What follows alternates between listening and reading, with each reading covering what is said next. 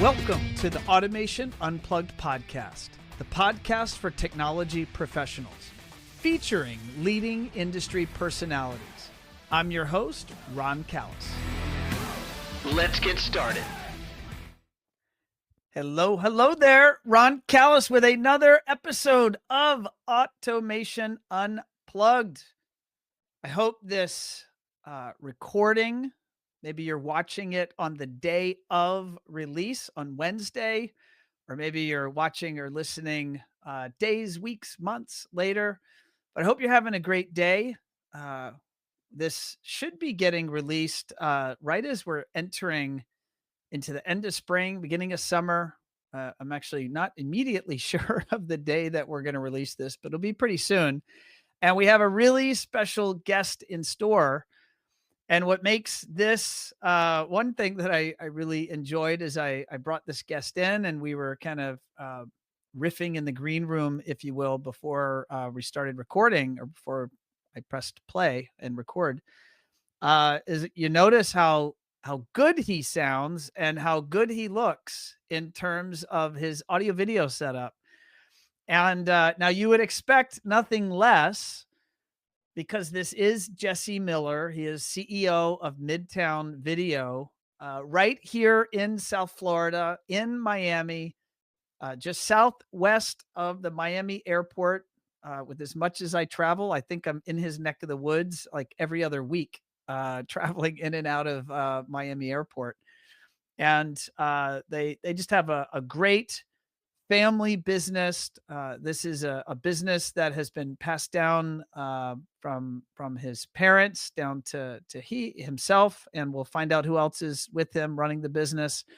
But it's just it's a great family business, a great American success story. And let's go ahead and bring him in. Let's learn about his business. We're going to learn all about audio and video and the business side, the commercial side, of course, of running that successful business. And I mean, I'll brag now and then we'll brag with him on camera and let him tell us about it. But although he runs a really small shop, it's 15 or so people on staff, which in the world of commercial video, there's a lot, there's bigger companies out there. Maybe some of them are listening to this recording. But they are regularly winning just some very impressive industry recognition in the form of, best immersive experience from Commercial Integrator back in 2020, and in 2024, best retail experience. So they are, some might say, punching above their weight class in some regards. And just, we're going to find out how they're doing that. And I know I'm excited to learn more. So let's go ahead and bring in Jesse and let's get this started. Jesse, how are you, sir?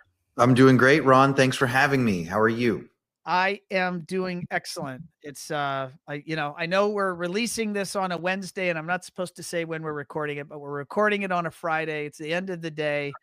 It's beautiful weather outside. So, life is good. I can't complain. You really hyped me up from that intro, man. You're worth it, man. You've earned it. And we're gonna learn here, about the operation you've got going there and how you earn some of that hardware and recognition. I know that it's very well received. For those that don't know you, Jesse, or don't know Midtown, just tell us a little bit about yourself and just a little bit about Midtown Video and the type of work you guys do and where you do that work. Midtown Video is a commercial audiovisual integrator. We do a lot of AV and a lot of broadcast and streaming. Our DNA is we came from a broadcast rental house and a digital cinema rental house. So the projects that we like to take on, we do a lot of production and streaming studios, video walls, video conferencing, auditorium and classroom technology, sports broadcasting. Those are some great projects for us. And then large venue sound systems, whether that's, background in a retail environment or a sports bar or even stadium sound. That's what Midtown Video is all about.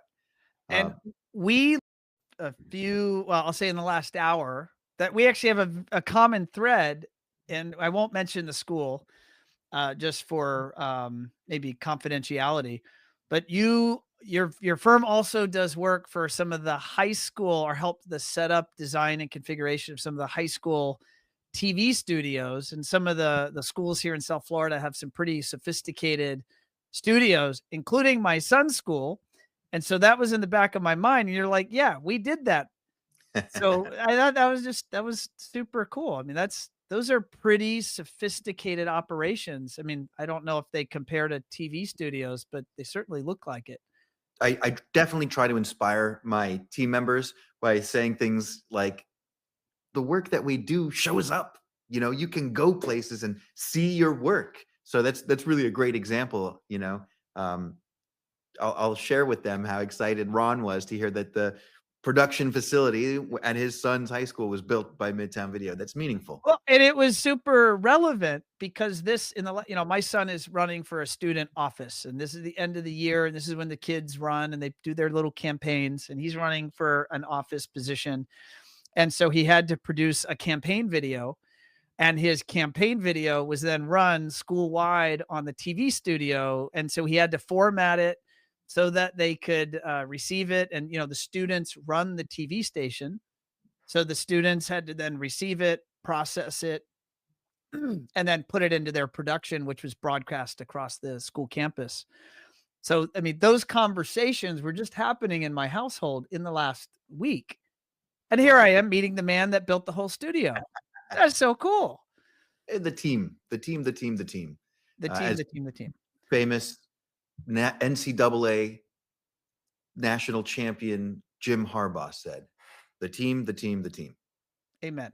This is a family business. Tell us just, we're going to go in a few minutes. We'll go into your whole background, but just touch on the aspect that this is a family business. Where did the business start, and how did it ultimately end up that you're CEO of the operation? My dad in Denver, Colorado, before video cameras, he figured out that if you took the lens off a CCTV camera and put it up next to a slide projector, like those carousel photo slides, Oh yeah. you could get an image. And he had actually studied audiovisual technology in graduate school in the Midwest. And so in Denver, he put this system together that he sold to hotels before info channels. And he would, you want your guests in the hotel to know what's available in the local stores and restaurants, right? So they would sell advertising, and they would sync up an audio playback system with these photographic slides that would promote local businesses. So imagine you're staying in a hotel, there's an info channel that shows the slide of a business, and you hear, come to, I don't know, Barbecue Jack's or whatever. And in the basement is my dad's little machine with an audio player synced up to this slide carousel that would advance the slide and then advance to the next audio program, all pushed out through the CCTV system. So that's where the audiovisual engineering began, I think, in the Miller Total family. analog entrepreneurial enterprise there. Analog technology, and did he invent that little business model of that rig and then putting that out there? That's how I understand it.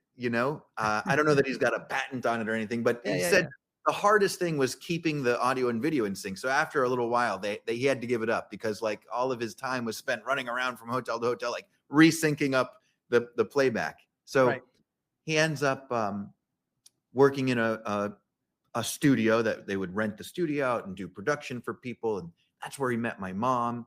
And then they started a video production company together. They would go to local businesses and say, hey, are you advertising on cable TV? No. Well, they'd sell them a 30-second spot, and then they would write the script, shoot and edit and produce the commercials for them. Wow. And when it came time to name the business in Denver, Colorado, they had just purchased like a home to run the business out of. And the guy, their realtor's company was called Uptown Realty. And they liked the name, so they named their production company Midtown Video. So how long did they run that operation out of Denver before? I mean, because I know you as a Miami operation. So when That's did correct. When That's did that correct. happen? It was about 5 or 6 years that they ran this production company out of Denver, and it's really tough in my shoes when I do something spectacular. I just did this or that. My dad would be like, "That's nothing." I did the first live via satellite broadcast to a political a convention. We had this famous politician in DC, and they were doing the convention, and Roger Ailes, it was first getting started, and he hired Art to get the satellite truck. So anytime I come up with something brilliant, I have to run it by Ken to hear him one up me, and so it's interesting. But so they were running a full-time production company, which is 24 hours a day. Anybody that's been in production knows that schedule is grueling. And they had my older sister, they had me, they got these infants in Denver, not a lot of support. All of my mom's family's in Miami. So in 1983, they moved down to Miami so that they've got some uncles and aunts that can watch the kids here and there. But they wanted to stay in business. They wanted to stay in the industry. For about 6 months, my dad did research about what the video production community was like in Miami. And, there are heavy hitters that are still around today. And he said that Miami didn't need another video production company. But from his discussion, from these 6 months of asking people what their business was like, he realized they didn't have a great video rental company. There was great film rental companies, but not video. So he and my mom decided to get a couple of Ikegami cameras and Sony backs and a couple of Betacam decks and editing analog edit controllers, A/B roll, and they built Midtown Video in Miami as a broadcast rental house. No, in the early 80s. Yeah, 84 is our inaugural year in Miami. It's our 41st year in business. And I'm just uninformed on this subject. Was the idea of a video rental shop or business, commercial enterprise, was that a normal type of operation that was popping up around the country, and this Miami was lacking that type of business at the time? I think that in bigger markets in New York and LA and Chicago, there were video rental houses. In fact, he modeled the company after a Denver-based company, Dean Schneider, who was at my who was at my circumcision, ran film video in Denver. And it was a lot of Midtown Video's practices, Ken says, was modeled on Dean Schneider's film video rentals in Denver. But so, yes, there were, and there weren't in Miami. And, based on his market research. So since then, certainly additional broadcast video rental companies popped up in South Florida. And, there may have been some in Fort Lauderdale. This is not to discount anybody. I just want you to hear how we got started. Yeah, no, well, that's you're my guest, so that's you're the person, you're the company and the operation that I wanna learn about. Cool. Well, I do wanna point out, and it was actually kind of funny because when you and I were, we connect a little bit before we start recording, and I was talking to you, and I glanced up and I'm looking over at my notes and I'm talking to you, and it like hit me. Your video looks really good. And the audio sounded really good. I know you tested a few mics. And Allison, who helps us with production, she was on here with us. And she was, commenting to me the same, that it sounds really good, looks really good. And that, of all the shows that we do, and there are a few outliers that look really good or sound really good. And for all of us that live in a world of video conference meetings, like, one Firefly, where I'm here in Fort Lauderdale, my team's located across North America. We're in video conferences all day long. And I swear 95%, this is not to knock any of my customers that we love and appreciate, but their audio and video is usually mediocre at best and often tends towards pretty bad. And this is in 2025. And it seems so common out there I'll just say, I'm typically talking to SMBs, small and medium-sized businesses, But I mean, I'm also on occasion, or not on occasion, pretty regularly. I've had a couple meetings today with big manufacturers, people that are employees, but staff members of bigger operations. And it is very common that the video and audio experience people, for whatever reason, feel is okay, is just generally not very good. And yours was really good. And so it like hit me. And then I was like, wait a second. He's Midtown Video. Of course it's good. And then you were so all right. So tell us what is the microphone you're using? What's the camera? What's the lens? What's your setup? What's the lighting? Sure. And then Well, all great questions.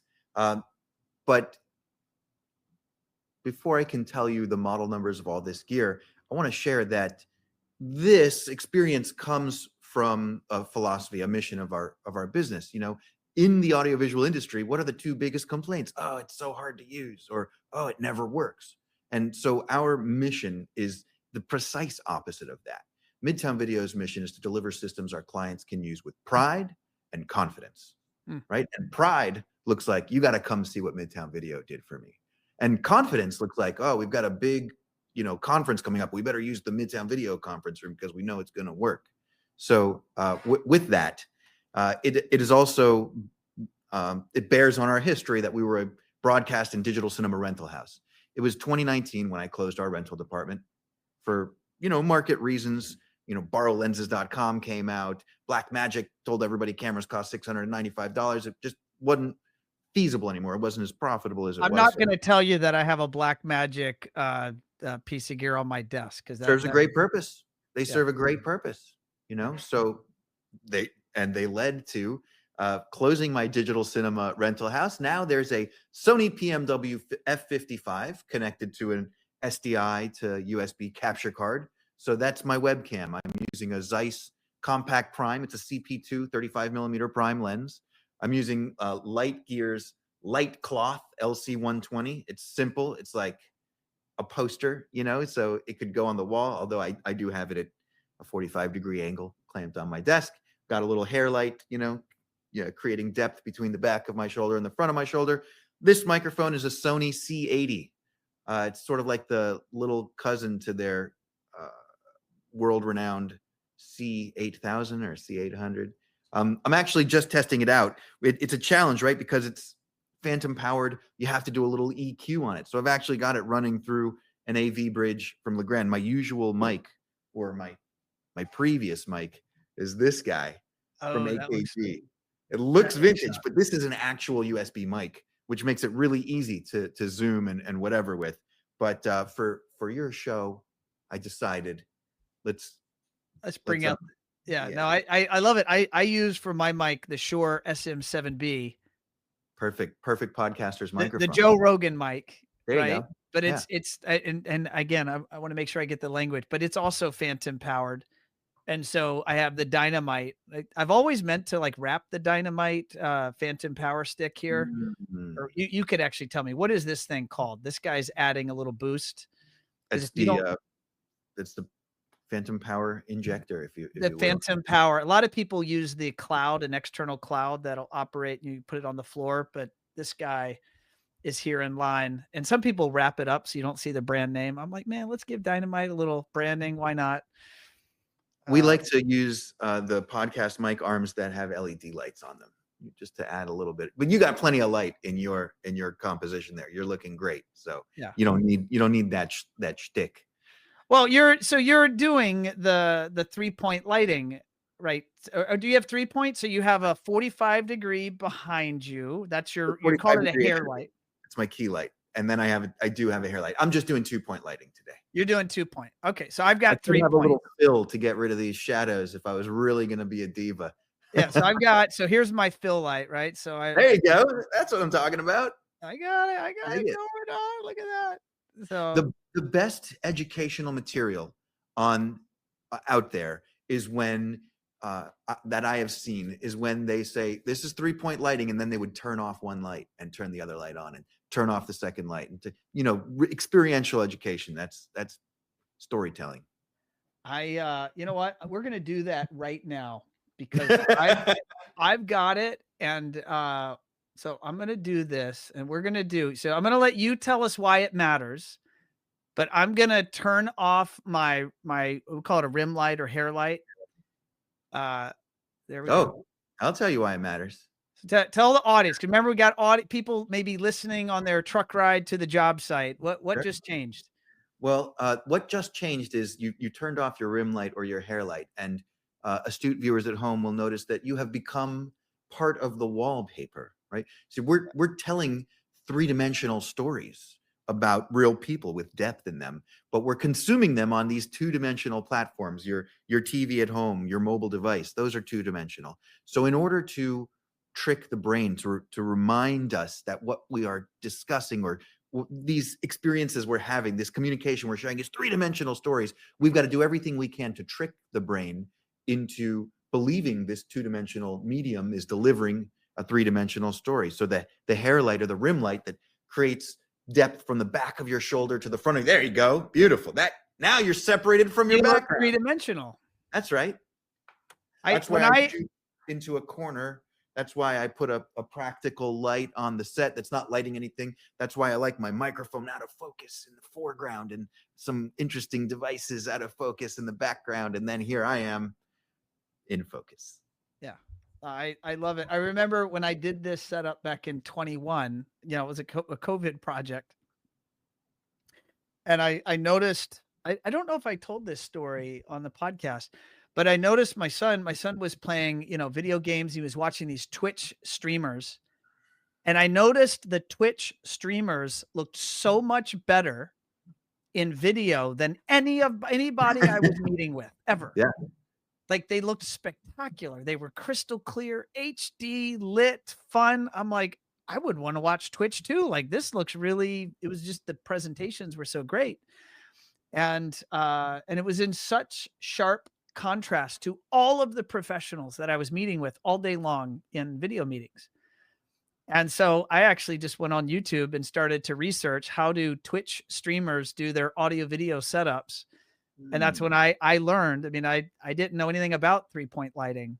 I didn't know anything about prime lenses on cameras. I'm totally green, but I could see how that, and I know that's only a small element of the services you provide, but I could see how providing that level of expertise, coaching, advice, setup, configuration to professionals. I'm assuming executives should be great consumers of those services. Is that in your business at Midtown, like helping people with their setups, whether in their corporate offices or their home offices, is that a growing component of your business?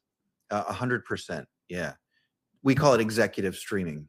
It's one thing to do a Zoom with actually Apple has made it challenging to sell a package because the built-in laptop cameras on Apple and the built-in iPhone cameras are really great. Yeah. Discounting that, the story is you can't just have a Logitech C930 webcam. You want to, if you want to impress your friends and strike fear into the hearts of your enemies, you've got to look your best and sound your best. And it's not just when you're video conferencing, it's when you're giving your CEO address. It's when you're doing your earnings calls. It's when you're appearing live on Bloomberg or on CNN to be a subject matter expert. You don't want to leave anything open for misinterpretation. Yes. And so we have focused an element of our business on what I like to call executive streaming, because through 5 or 6 simple tricks, you can really change dramatically the three-dimensional story that you're telling on the 2D medium. No, that makes sense. What comes to mind, I follow on Instagram, I follow Kevin O'Leary, the shark from Shark Tank. And he's, my goodness, especially with all this tariff stuff going on, he's on air, published on some, CNBC or CNN or Fox, or he's on television, I think daily, maybe multiple times a day, but he's typically streaming, it looks like, from his Miami Beach condo. And so what he does is when he's on air, he wears his suit and his white shirt and his black tie. And what you see on TV, super official, but he always live streams with a perpendicular live feed on his side, and the side shows that he's wearing his jacket and suit up top, and down below he's usually wearing pajamas and slippers. And so his live stream audience can see what is actually his setup. But his setup is, I mean, a pro camera and lighting. I mean, a full studio setup, but in his studio in his condo.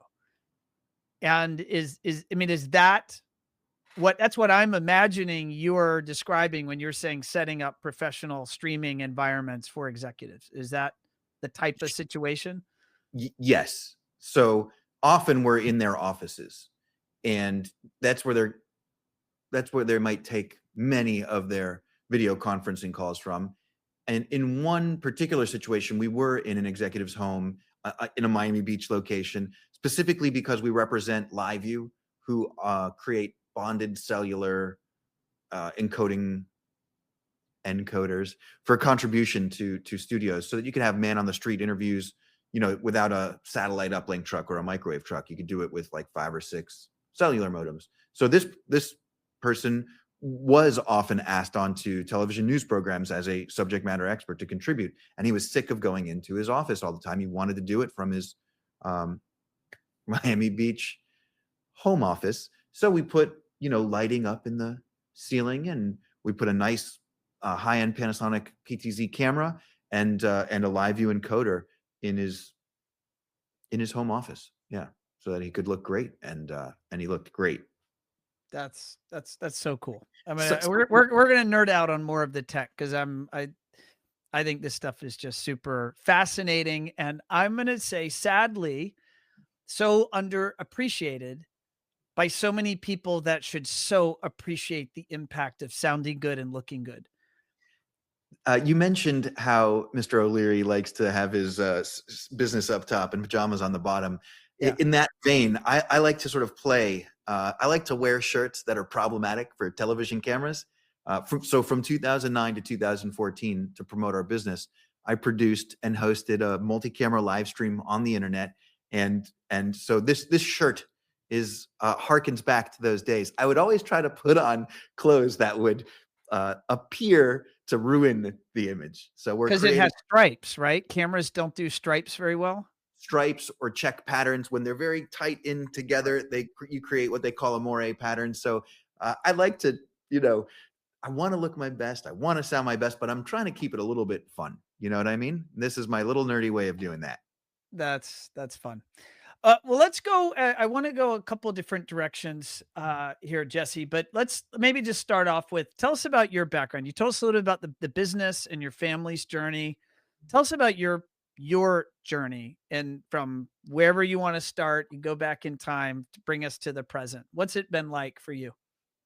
So growing up, I would come to the office in the afternoons and file for my parents. And when I could drive, I would work at Midtown in the afternoons, and in the summers come back from school. So I got my hands, dirty in the rental department, and I really learned how to put together ENG news packages and multi-camera coverage for a concert, to get the iMag up on projector or LED walls or whatever. But I never thought I would end up in the business. When I went to the University of Michigan, and I studied philosophy at the University of Michigan.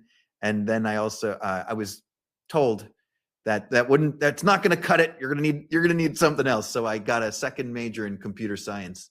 And at the University of Michigan, Professor John Laird runs a video game development course. So I spent 4.5 years in the frigid north, not just developing video games. And I was really into it. So right after school, I moved out to California, where all of the big game studios were: Activision, Capcom, Rockstar Games, who was responsible for the Grand Theft Auto series, which took up a lot of my time. And Playing or developing? Any games that you can mention that you worked on? So professionally, I finally made it after applying to every firm out there. I was afforded a job at THQ, who made the WWF at the time. Now it's WWE, but they made the wrestling games. They made a game called Big Mother Trucka, and the game that I was assigned to as a debugger, as a video game tester, was Finding Nemo. My assignment was the minimum specifications computer. I had to debug Finding Nemo on the machine terrible enough that they could print on the box, these are the minimum specs to run your Oh, that's video. hilarious. And it didn't pay great, as you might imagine. So I was living in a 3-bedroom apartment with my best friend from growing up, coincidentally, Wow. who I got into philosophy from, and who was working at Ubisoft doing really cool things as a video game developer. Anyway, 3-bedroom apartment, me and Jordan, his girlfriend, and these 3 young ladies from Romania. We were scraping by. I had to work like 4 jobs 7 days a week to make ends meet in my Los Angeles adventure. So my entrance into Midtown Video, into the real professional version of broadcast rentals, my dad called up one day and said, "Hey, my rental manager resigned, and if you wanted the job, I wouldn't have to interview anybody else." I was like, "That's great. Let me think about it." He said, "Okay, you have 24 hours." And it was April of 2003, and I was in LA, and I said, "Yes." He said, "Great, meet us in Vegas for NAB, National Association of Broadcasters, to really blow my mind." And, right at the end of April, I made it back to Miami and started my career at Midtown Video. Your dad must have been so delighted that you said yes. I think so. It turned out pretty good for them. I keep saying my dad, but I gotta honor my mom as like 50% partner in Midtown Video the whole time. And yes, they are thrilled. Although here we are 41 years later, right? My mom has finally resigned. I was able to onboard a third-party marketing firm to replace her contributions in marketing. Ken Miller still hangs on, insists on having an office at the shop, still on the payroll. And so as thrilled as he is, he hasn't given up completely yet. Isn't fully relinquished, his hands on the business. That's right. That's right. That's awesome. So what was it like for you attending that NAB show for the very first time in 2003? Do you recall how you felt? That's a really good question. I do. A lot of it was overwhelming. And because I had spent so much time, in my youth, I knew all the vendors. I knew all the price sheets because we were doing physical price sheets and binders at the time. And that was my job, all the filing. So it was interesting to have a little bit of experience, but then be sat in front of the national sales manager for Sony's broadcast camera department. So it was an overwhelming experience that I came to with some familiarity, but at such a new level. It was a little bit sobering, I would say. So fast forwarding 2003, 22 years later Yeah. to the present, and your shop, you have a 15-person team. You're CEO. What is a day in the life of Jesse Miller, the fella running the shop as CEO in this business? Like what's a normal day look like for you? That's a really good question. I'm really focused right now on building up my team. You don't hire somebody every day, but I'm out there trying to meet the best minds, the best contributors to the industry, particularly the geographically local ones. But if I could lure somebody from the frigid north, I would. So an element of my day every day is spent on making contributions to having the exact right people in the exact right seats. I've got an incredible team of contributors, but we're looking at growth. We're attempting to scale organically, and so there are a couple of spots on the org chart that are calling out to be filled. So that's one element. Another element is study, right? Staying at the forefront of technology, making sure that my skills remain sharp and that I remain relevant to my customers so that when they come to me with challenges, I have innovative solutions that will create excellent experiences for them. An element also with respect to team is the team that we do have, right? I need to make sure that our employees have, monthly one-on-ones with their managers. They get the feedback that they need to execute, that they get the Kool-Aid from me, that I'm constantly dripping our mission, our values, finding ways to sort of encourage our team to carry those values out into the world, to our clients, to our vendors. Some of it has to be self-improvement. It's like there's no shortage of, let's call it constructive criticism from my colleagues on the team. So I've got to be practicing, what do they? It's empathy, emotional intelligence. I have to brush up on those skills. Yes. And then every now and then I get to spend an hour engineering a system. And so, Yes. doing the work that in the business, not just on the business. So Yeah. I look forward to those moments when I can. And Some of the language you're using, focus on mission, vision, values, it sounds to me, and I'll just say from my own personal experience, like that's uh by the way, really smart things to be working on. And I had to learn that from business coaches. And ultimately, in 2019, we adopted EOS traction, and we've oh, kind of redefined mission, vision, values, and really honed in on company culture. Do you have any particular book or philosophy or coaching strategy that you've been exposed to that's been helpful or interesting to you? I do, yeah. In 2017, we were a dual purpose business. We were a broadcast rental house and an AV integrator, right? And our sales team that were executing these incredible installs, we were fighting over resources. There was like one van, and if you needed it one day, you might not have it because the other installation might have been going on. And we did not have a project manager until 2017. That's when we really started to commit to joining a group of NSCA, National Systems Contractors Association, when I really became a student of the integration business. Mhm. And so our first coach was Navigate Management, Brad Malone. Sure. For project management, I think there's not a finer mentor. And they got us, from where we were to another place. And I continued the pursuit. I want to be a mature integration firm with well-developed policies. We were a personality-based company. I want to become a process-based company. So then we hook up with USAV, who's now Edge, which is a phenomenal marketing organization and buying group, and like really great friends. And at USAV, I met Brent Lowe of BASE, BASE, and they have a book. And Brent became not just a business coach, but also an executive coach of mine, specifically for the emotional intelligence kind of issues.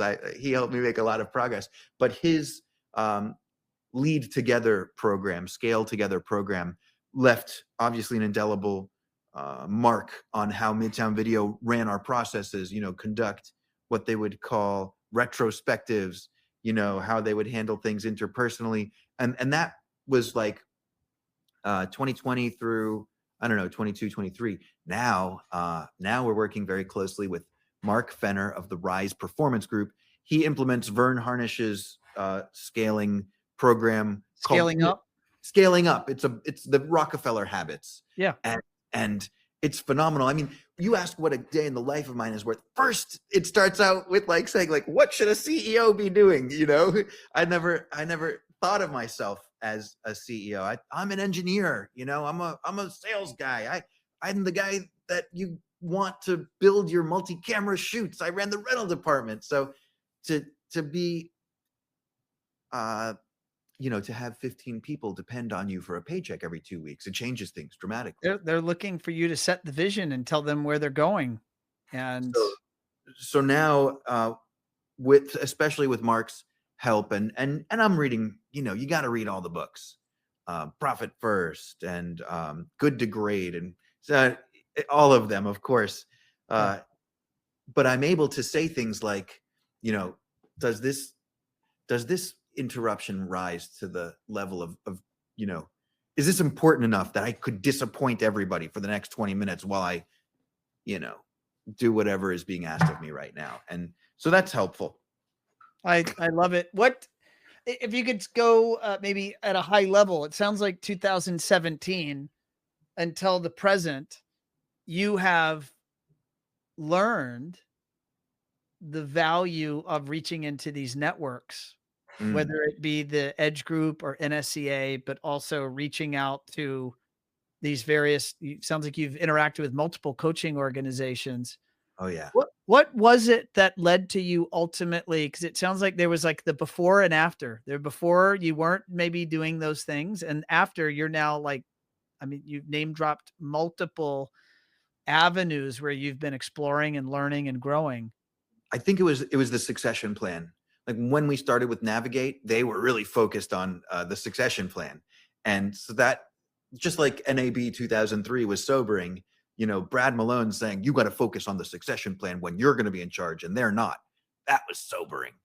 So we're members now of PSNI, which is a lot like USAV, but a little bit different. But the exposure to the kinds of principles of massive Those are big operations. Jeremy's the president over there. That's the guy from level 3, like Diversified and Yorktel. Like these guys, when you're sat at a table hearing the kinds of decisions that they have to make, it really, really opens your mind to what a business can be, what you can expect from yourself, what you can expect from a team. So it was the focus on the 2017 focus on succession really got me jump started into becoming a student of how to do integration great, how to run a great business, but how to run a great integration business. I love it. When I was getting you introduced, right before I brought you on camera, I was teasing that you, as since 2020, you've won a couple of very high profile awards, and you've won them against some very stiff competition from some of the bigger, more impressive operations around the country. And I'll just rename them here. And I'd love you to tell us about those projects. Cool. In 2020, you were recognized by Commercial Integrator twice for Best Immersive Experience. And in 2024, you were recognized, Midtown Video was recognized for Best Retail Experience. And I mean, this means you were competing against 100-person companies, 500-person companies, 1,000-person companies, and you're a 15-person company, and you were recognized. What were these projects, and what made them stand out? So the Best Immersive Experience came to us from the University of Miami. The football team, the football department, wanted to impress the heck out of their high school recruits. And they actually came to us with the vision, which was, that they put us on the 5-yard line. We just had to punch it in, but we did some impressive punching it in. So it's a 22-foot round room. Pardon me, 22-foot round room.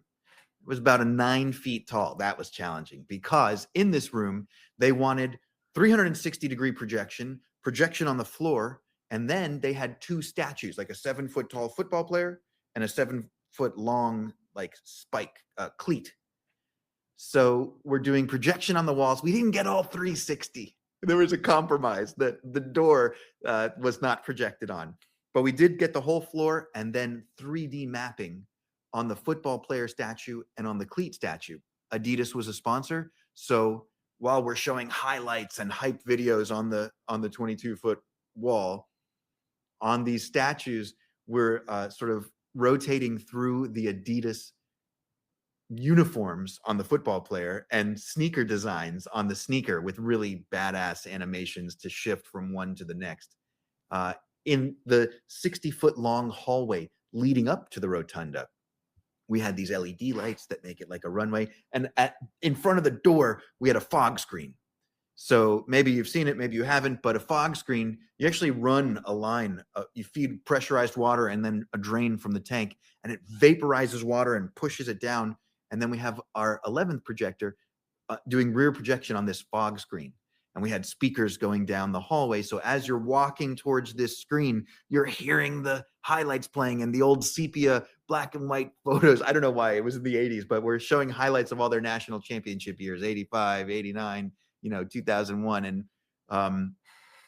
it's an immersive experience. So they made a nice video that we've got some testimonials where they're saying, the kids walk in and their eyes light up, and why would you sign with FSU or Gainesville or some other college when you've had that experience at the University of Miami? So Holy cow. I'm hyped. I want to go see this thing. I was just at the University of Miami a couple of weeks ago for a robotics competition, but that what you're describing sounds amazing. All right, so that was the 2020 recognition, and then the best retail experience. That was just last year, 2024. 2024. This also came from an excellent request from a customer. So Camp is it's a toy store, but they call it a family experience center. Now, every Camp toy store, there are 9 locations, and the premise is in the front, what they call the canteen, is a toy store. You go, you buy some toys off the shelves. They've got cool collections. Great. But in the back is this 8,000 square foot experience. So there's a bookshelf that slides open, and you walk behind the bookshelf into what they call the tunnel. The tunnel is this immersive experience. And then through the tunnel, you come into the big experience, which is a ticketed experience. And they have all these partnerships. So they built out a Trolls experience and a Little Mermaid experience, which we launched on the same day as the new film. They built out a Bluey experience. In fact, 6 of the locations right now are running the Bluey experience. There was an Encanto experience. So they have all these different experiences, thematic, awesome, and they rotate from location to location every 6 months or whatever their schedule is. The original design, we had 70-volt pendant speakers. The client brilliantly put at about 12 and a half feet above the floor, there's a unistrut grid. So every 6 feet, almost like a lighting grid. We actually said you should put a lighting grid up every 4 feet. And instead of pipe and every 4 feet, we got a unistrut grid every 6 feet. We'll take it. So the original design, 70-volt speakers, to create the background audio or whatever they needed. After the second or third thematic rotation, the client said, Jesse, we need a better way. I don't want to drag your team out here every time that we change the theme to like rerun 70-volt speaker home runs. He says, isn't there something we can do with Dante? And I go, yes. Run shielded network cable, put a network jack at each of the intersections in the grid. I'll get you sound tube IP-enabled pendant speakers. And now we can dynamically rezone all of your speaker zones. Remotely, I don't go to New York anymore. I log into a computer and I say, this is the new zone. It's not 1 speaker, it's 4 speakers. And instead of this one being over here, just do this. And at the very worst case, they might have to take 1 pendant speaker and move it instead of from this grid location to that grid location. But all of the programming, all of the, the gags. And so there's a little more to it, but that's the gist of the brilliance. And yeah. That sounds, I'm hyped just hearing about these projects. Man, you make this tech sound exciting. All right. So you work with Kyle here at Team One Firefly, and Kyle wrote me a note. He knew I was going to be interviewing you. So I have to ask you this. Tell us what you can. I know that maybe news will break on this, more detail later. So tell us, what can you tell me about the conference room of the universe? That's a really good very question. big. So what is that? It is the conference room of the universe. So I mentioned I'm 2nd generation ownership. My parents own the buildings. That's a great business tip. If you can own the real estate where your stuff is and the company's paying rent personally, that's a Warren Buffett 101 right there. Point is, we've got these 3 bays in Miami. And since I worked here, we always rented out this office space above our warehouse. The renter changed throughout the years, but it was always rented out. And last June, my vice president of sales, Fernando Iglesias, says to me, when at our last vendor meeting, Jesse, we're Midtown Video. And every time a vendor comes in to give us a presentation, we're sitting here in the kitchen, where we have lunch. Wait, what's going on? I said, you're right. So I said, hey, Dad, please don't renew the lease of the guys upstairs. They were out in October. We began demolition, and what are we, 6 months, 7 months later? We're about 3 weeks away from opening up the conference room of the universe, which is the idea is when our vendors come to town and they want to present, we're not in the kitchen anymore. When I want my clients to understand the value of purchasing a $150,000 system or what have you, they don't just have to take my word for it. Come on in, have a seat in our showroom. We'll A, B, C the speaker options so that you can hear what this sounds like versus that. Pendant speakers versus column speakers on the wall. I've got a 108-inch video wall on there. How am I supposed to mount a camera when the video wall is 5 feet tall? Where do you put it? Don't worry, we've got it all figured out. Come on in and check. And by the way, if you can't make it to Midtown Video, it happens to be a video conferencing room. So just join us as our remote guest, and we'll turn the camera around so you can sort of see what's going on in there.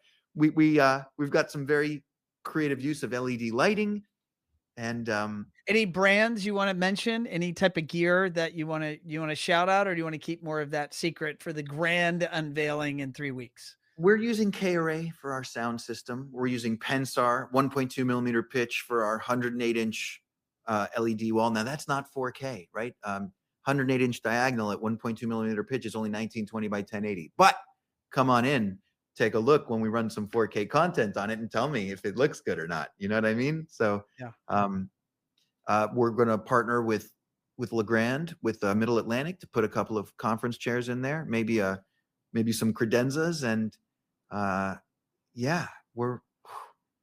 sound tube. Also, we've got some Mighty Mite pendant speakers because we've got 3 really cool options, right?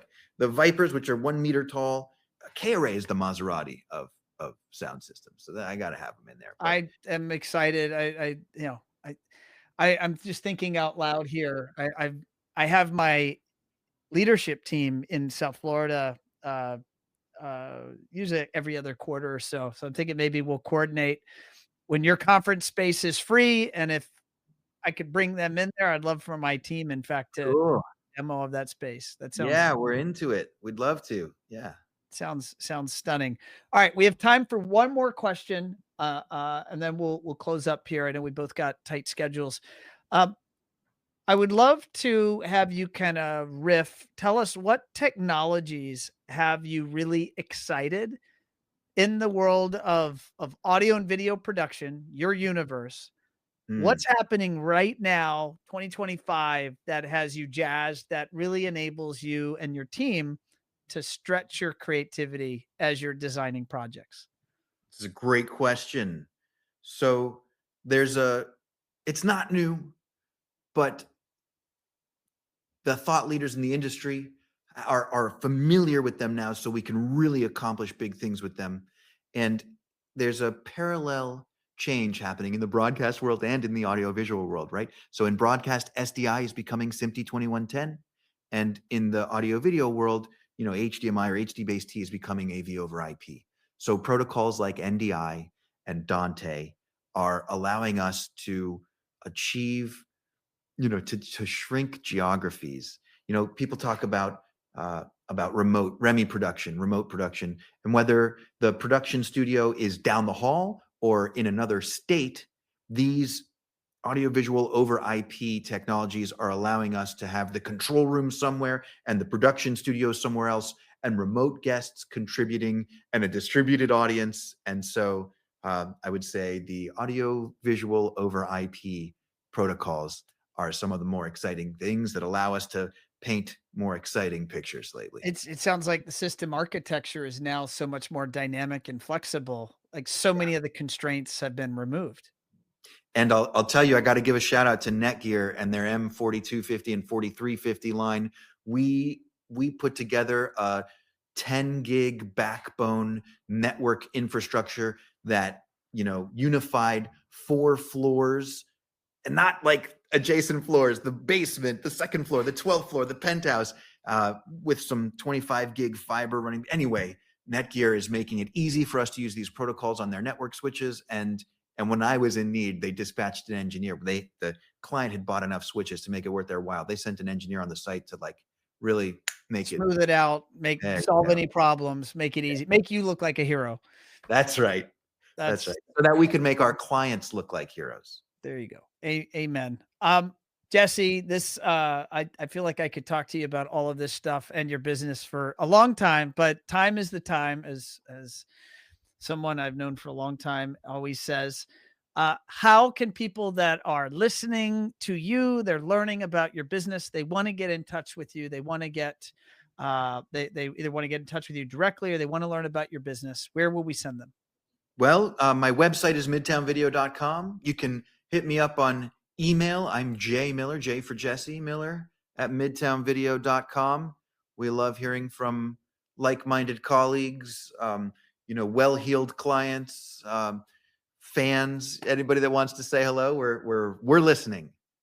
Awesome. I love it. Jesse, it's been a pleasure having you on this episode of Automation Unplugged. Such a pleasure to be with you. Thank you very much for having me.